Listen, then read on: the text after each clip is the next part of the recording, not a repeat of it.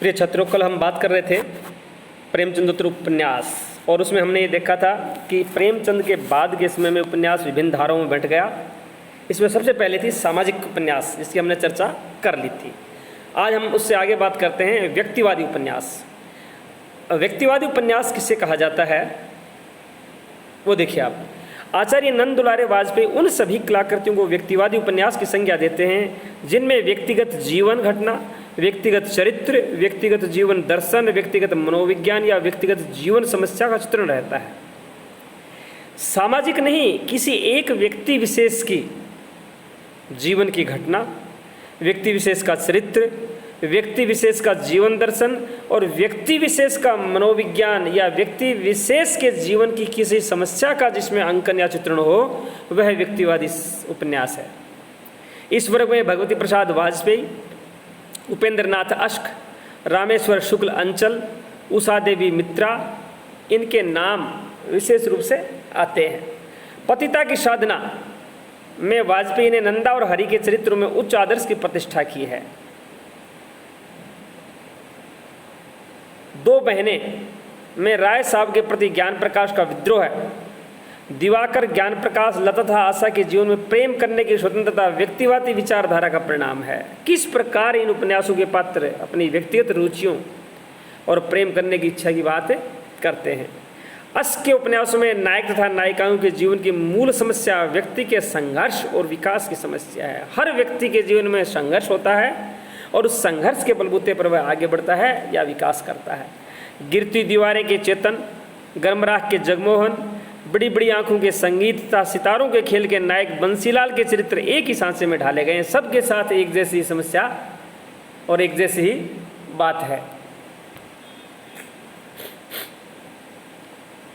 उषा देवी मित्रा द्वारा रचित वचन का मोल, पिया जीवन की मुस्कान तथा नष्ट नीड़ उपन्यासों में नारी जीवन की स्वतंत्रता या नारी जीवन की स्वतंत्र सत्ता का स्वर स्पष्ट रूप से ध्वनित हुआ है। नारी जीवन में क्या क्या समस्याएं आती हैं। समाजवादी उपन्यास। प्रगतिवादी तथा समाजवादी उपन्यास का मूल आधार वह सामाजिक चेतना है जो आदर्शवाद से आरंभ होकर यथार्थवाद की ओर अग्रसर हुई। वह सामाजिक चेतना जो शुरू तो हुई थी आदर्शवाद से, लेकिन मुड़ी कहाँ, यथार्थवाद की ओर चली गई। यानी क्या होना चाहिए बताने की चेष्टा ये की गई, लेकिन हो क्या रहा है बताया ये गया। इस प्रकार के जो उपन्यास हैं वो कहलाते हैं समाजवादी उपन्यास, जिसमें प्रगतिवादी चेतना हो, जिसमें वर्गहीन समाज की बात की जाए।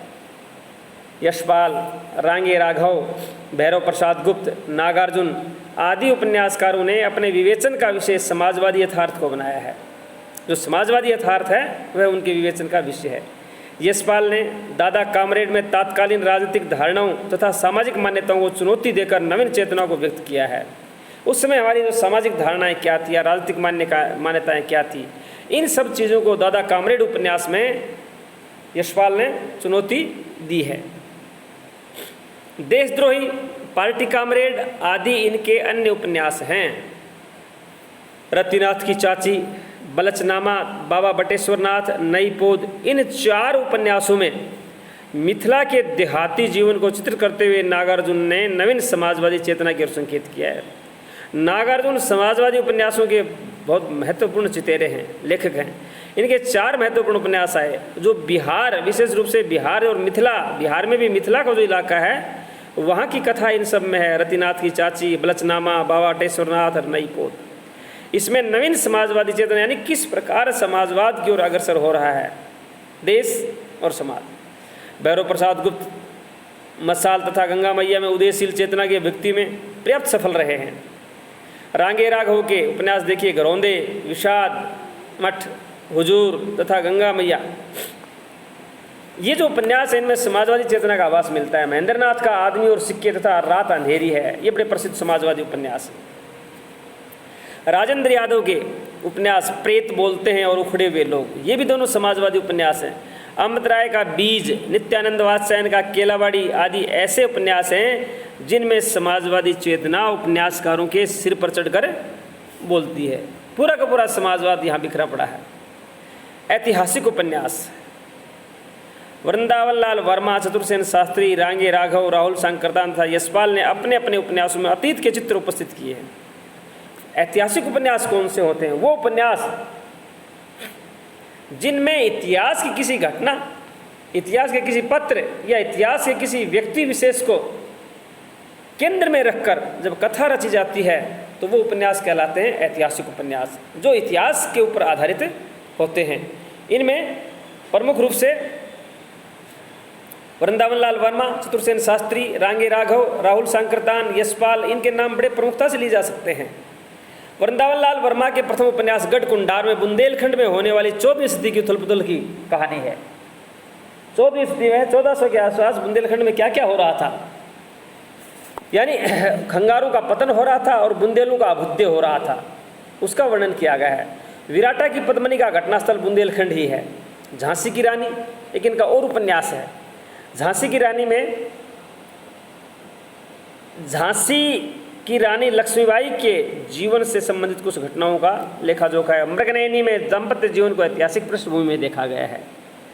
चतुरसेन शास्त्री के प्रसिद्ध उपन्यास वैशाली की नगर वधू, सोमनाथ तथा वयम रक्षाम हैं।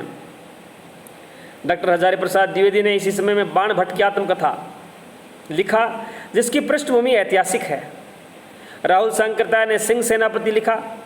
विस्मृत यात्री, जो साम्यवादी विचार दर्शन तथा बौद्ध धर्म की जीवन दृष्टि के साथ सामंजस्य स्थापित करके भारतीय जीवन की झांकी प्रस्तुत करने वाले उपन्यास है, जिनमें बौद्ध धर्म का दर्शन भी है और साम्यवादी विचारधारा भी है। इसी कड़ी में रांगे राघव का एक उपन्यास मुर्दों का टीला, इसमें मोहनजोदड़ो के सांस्कृतिक जीवन का वर्णन किया गया है। और इसी श्रेणी में यशपाल के 2 उपन्यास आते हैं, दिव्या और अमिता। इनमें बौद्धकालीन भारत के सामंती जीवन को चित्रित किया गया है। ये है महत्वपूर्ण ऐतिहासिक उपन्यास। अब हम बात करेंगे मनोविश्लेषणवादी उपन्यास। मनोविश्लेषणवादी उपन्यास किसे कहते हैं, पहले तो ये समझिए आप। व्यक्तिवादी जीवन दर्शन के चरम विकास की स्थिति में विशेष रूप से मध्यम वर्गीय व्यक्ति अंतर्मुखी तथा आत्म केंद्रित होने के कारण बाहर से भीतर की ओर आता है। देखिए, व्यक्तिवादी जो जीवन दर्शन है, जब आदमी केवल और केवल अपने ही अपने बारे में सोचता है और उसको चरम विकास की स्थिति में पहुंच जाता है, उस समय मध्यम वर्ग का जो व्यक्ति होता है वह अंतर्मुखी हो जाता है, अपने आप में केंद्रित हो जाता है और जो बाहर की जो बातें हैं, बाहर की समस्याएं हैं, उन सबको अपने भीतर देखने लग जाता है। वही मनोविज्ञान, उन भीतर देखने वाले गुत्थियों को सुलझाने का, आदमी क्या सोच रहा है आपके मन में, उसके मन में क्या चल रहा है, क्या उधेड़बुन है, इन सब के ऊपर चिंतन करने का, सोचने का काम जिनमें होता है, वो कहलाते हैं मनोविश्लेषणवादी उपन्यास। सामाजिक यथार्थ से मनोवैज्ञानिक यथार्थ की ओर उन्मुख होता है। इस प्रकार उसके दमित भाव कुंठा का रूप धारण कर लेते हैं। व्यक्ति के जो दबे हुए भाव है, वो चाहता है वो नहीं होता, उसके मन में पता नहीं क्या क्या होता है, लेकिन वो नहीं हो पाता, और वो नहीं हो पाता तो वो इच्छाएं दब जाती हैं। वो दबे हुई इच्छाएं जो हैं वो कुंठा का रूप धारण कर लेती हैं और फिर उसके जीवन में और व्यवहार में तथा चरित्र में विकृतियाँ आ जाती हैं। उन्हीं विकृतियों को लेखक लिखता है, वो कहलाते हैं मनोवैज्ञानिक उपन्यास। इस श्रेणी के उपन्यास लिखने वालों में जैनेन्द्र, इलाचंद्र जोशी तथा आज्ञे के नाम आते हैं। जैनेन्द्र तो मनोवैज्ञानिक उपन्यासों में सर्वश्रेष्ठ लेखक माने जाते हैं। परख में कट्टो, सत्यधन आदि प्रधान पात्रों के मानस की गहराई में बैठने पर हमें एक अधिविराम संघर्ष दृष्टिगोचर होता है। परख एक उपन्यास है जैनेन्द्र का, जिसमें इसके जो पात्र हैं उनमें लगातार उनके मन में एक संघर्ष चलता रहता है। सुनीता भी ऐसा ही है। त्यागपत्र में नारी के अतृप्त जीवन की एक करुण कहानी है। नारी जो चाहती है वह पूरी नहीं हो पाती उसकी इच्छाएं, उसके जीवन की एक कहानी है। कल्याणी में परिस्थितियों के बंधन में बंधी हुई आत्मा का क्रंदन सुनाई पड़ता है। उनके सुखदा और अतीत भी इसी प्रकार के उपन्यास हैं। ये सब जैनेन्द्र के उपन्यास हैं। इलाचंद्र जोशी ने सन्यासी, प्रेत और छाया, निर्वासित, लज्जा, जहाज का पंछी आदि मनोवैज्ञानिक उपन्यास लिखे हैं। मनोवैज्ञानिक उपन्यास लिखने वालों की श्रेणी में एक महत्वपूर्ण नाम अज्ञे का है, सच्चिदानंद हिरानंद वात्स्यायन अज्ञे।